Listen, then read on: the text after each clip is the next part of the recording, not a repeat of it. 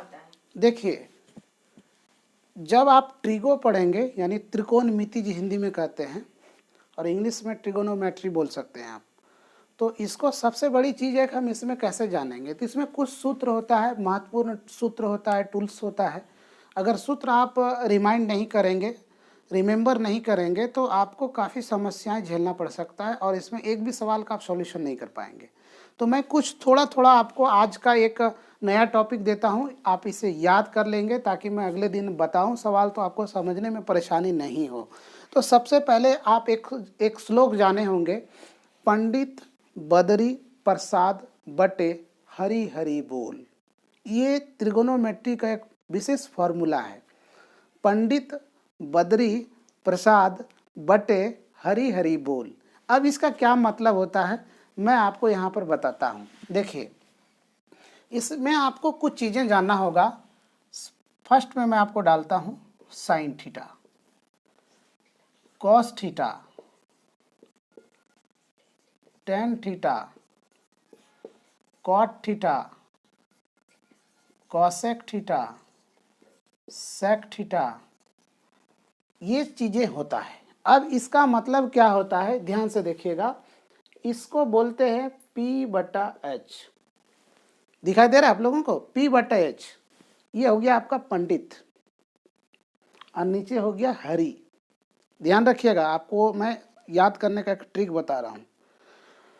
और ये cos theta का होता है B/H, ठीक है, B/H होता है।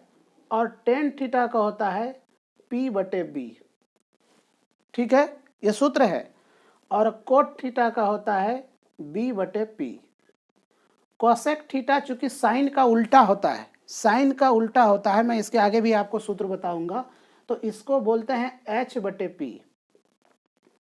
और सेक थीटा कॉस का उल्टा होता है H/B।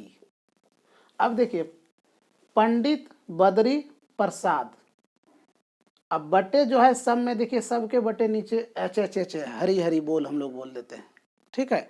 ये आपका सूत्र हो गया। इसमें एक और सूत्र होता है, उल्टी राशि का गुणनफल सदैव 1 होता है।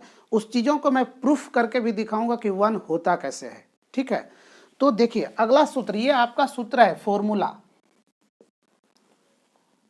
ये आपका सूत्र है, ठीक है। इस सूत्र को आप याद करेंगे। अब अगला आपका क्या सूत्र होता है, तो अगला सूत्र होता है टेन थीटा बराबर साइन थीटा बटे कॉस थीटा। और कोट थीटा बराबर होता है कॉस थीटा बटे साइन थीटा। ये आपको याद करना है, ये आपको याद करना है। अब अगला देखिए और सूत्र क्या होता है। मैंने कहा था उल्टी राशि का गुणनफल हमेशा 1 होता है, 1 होता है। तो यहाँ पर लिखते हैं हम लोग, उल्टी राशि का गुणनफल सदैव 1 होता है। देखिए थोड़ा सा मेरा लिखावट आपको डिस्टर्ब कर सकता है, लेकिन आप अगर बारीकी से देखेंगे तो आपको समझ में आ जाएगा। उल्टी राशि क्या होता है? मैथमेटिक्स में भी उल्टी होता है क्या? नहीं होता है। जिसको समझ नहीं है तो उसको काफ़ी उल्टी होता है, और समझ में आ जाए तो मैथमेटिक्स बहुत आसान सब्जेक्ट है। सबसे हल्का सब्जेक्ट अगर कहा जाए तो इसी में कुछ याद नहीं करना पड़ता है। बाकी आर्ट्स पेपर को ले लेंगे तो आपकी उर्दू फारसी सब हो जाएगी। चलिए देखिए, यहाँ पर उल्टी राशि क्या होता है आप देखिए। उल्टी राशि को मैं बताना चाह रहा हूँ। ये साइन थीटा है ना, पहला सवाल, सॉरी पहला सूत्र, sine theta into cosec theta equal to 1 होता है। 1 होता है। कैसे होता है मैं थोड़ा सा आपको लाइव दिखाता हूँ। साइन थीटा का सूत्र क्या होता है? P/H यहाँ से, और ये गुना का चिन्ह है, गुना का चिन्ह दीजिए। कॉसेक थीटा का सूत्र क्या होता है? H/P, H/P। इसको कटाया एक बार में, इसको कटाया एक बार में, तो 1 गुना 1 कितना हुआ? 1 हो गया ना। ये प्रूफ हो गया आपका, ये कि 100% ये सूत्र सही है। चलिए आपको ये भी कहा सकता है, जांच कीजिए कि sine theta into cosec theta equal to 1 होता कैसे है। LHS को RHS से प्रूफ कीजिए। तो वहाँ पर आप फंस जाएंगे, इसलिए इसको जानना जरूरी है। समझ पा रहे हैं? इसको जानना जरूरी है। उल्टी राशि का गुणनफल 1 होता है, उल्टी राशि का गुणनफल 1 होता है, उल्टी राशि का गुणनफल 1 होता है। अब ध्यान रखिएगा दूसरा सवाल, cos theta into cos theta into sec theta equal to 1। इसको भी देखिए, कॉस थीटा का सूत्र यहाँ से देखिए क्या होता है, b/h होता है, और सेक थीटा का उल्टा क्या होता है, सेक थीटा का h/b होता है। ये खत्म, ये खत्म, इक्वल टू 1।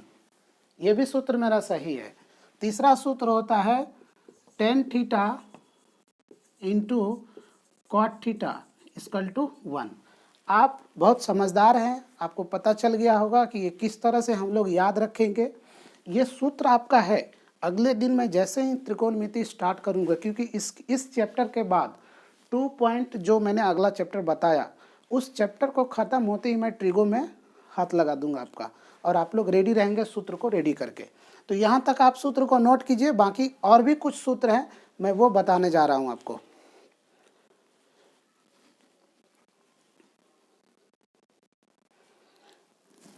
चलिए, उम्मीद है कि आप ये सारे सूत्र को नोट कर लिए होंगे। मैं आपको अगला सूत्र बताने जा रहा हूं, और वो भी एक इंटरेस्टिंग सूत्र है, ठीक है। चलिए मैं फटाफट आपको वहां पर लेके चलता हूं।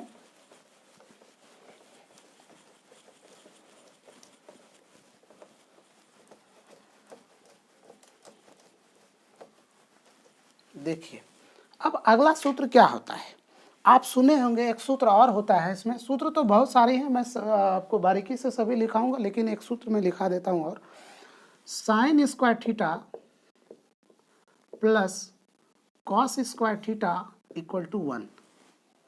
Sign square theta plus cos square theta equal to 1। Sine square theta plus cos square theta equal to 1। अब देखिए, मैंने मैथमेटिक्स में बताया था कि किसी भी लेटर को हो, संख्या को हो, जब बराबर के उस पार जब आप भेजते हैं या बराबर के उस पार करते हैं, तो उसके चिन्ह में परिवर्तन हो जाता है। चलिए, आप इसको इस तरफ कीजिए तो क्या होगा, आप समझदार हैं, तो आप साइन स्क्वायर थीटा बराबर लिख सकते हैं 1, ये प्लस है, उस पार जाएगा तो माइनस होगा, माइनस लिखेंगे कॉस स्क्वायर थीटा। एक नया सूत्र बन गया, चलिए, इसको और भी लिख सकते हैं हम लोग। अगर कोई पूछ दे साइन थीटा बराबर क्या होगा, तो √1 माइनस कॉस स्क्वायर थीटा, ये हो गया आपका। अगला एक और सूत्र इसी में होता है, मैं आपको बताना चाहूँगा। दूसरा सूत्र होता है sec square theta minus tan square theta equal to 1।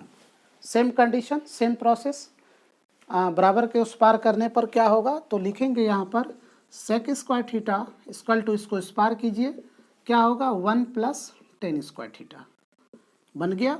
और सेक थीटा अगर कोई वैल्यू पूछ दे तो √1 प्लस टेन स्क्वायर थीटा लिख दिए। क्लियर है? अब एक सूत्र और होता है, तीन ही सूत्र होता है इसमें, स्क्वायर वाले टर्म में 3 ही सूत्र होता है, और 3 सूत्र से आपका लगभग रखिए 3, 3, 6, 3, 9 के लगभग हो जाता है। तो अगला सूत्र आपका तीसरा है cot square theta minus cosec square theta equal to 1। अगर कॉट स्क्वायर थीटा कोई पूछे तो आप 1 इसको उस पार करेंगे प्लस कॉसेक स्क्वायर थीटा, और कॉट थीटा बराबर पूछे तो √1 प्लस कॉसेक स्क्वायर थीटा। ये आपका सूत्र हो गया। इतना सूत्र मैंने आपको दिया, आप इसको अच्छे से याद करेंगे। मैं अगले दिन सूत्र नहीं लिखूंगा, जब मैं सवाल बनाऊंगा तो मैं डायरेक्ट सूत्र का अप्लाई कर दूंगा, आपको कष्ट ना हो, इसलिए मैंने थोड़ा सा आपको ये जानकारी दे दिया। आप याद करेंगे, बढ़िया से अच्छे से करेंगे, ताकि अगले दिन सवाल में आपको किसी भी प्रकार की समस्या झेलना ना पड़े। यह सूत्र हो गया। अगले दिन जब दूसरी टॉपिक बताएंगे तो आपको एक 30 डिग्री, 45 डिग्री, 60 डिग्री, 90 डिग्री, लेकिन मैं आपको कुछ एडवांस नॉलेज भी दूंगा कि आप 10 डिग्री की भी वैल्यू कैसे निकालें, 15 डिग्री की वैल्यू कैसे निकालें। जो ये एडवांस मैथमेटिक्स की बात है, जो बच्चे 10th क्लास में 10th क्लास में इकोनॉमिक्स की जगह अगर एडवांस मैथमेटिक्स लेते हैं तो इस तरह की वैल्यू को वो निकाल सकता है। तो मैं थोड़ा सा उसको आपको बता दूंगा। तो आज का क्लास यहीं तक। जय हिंद।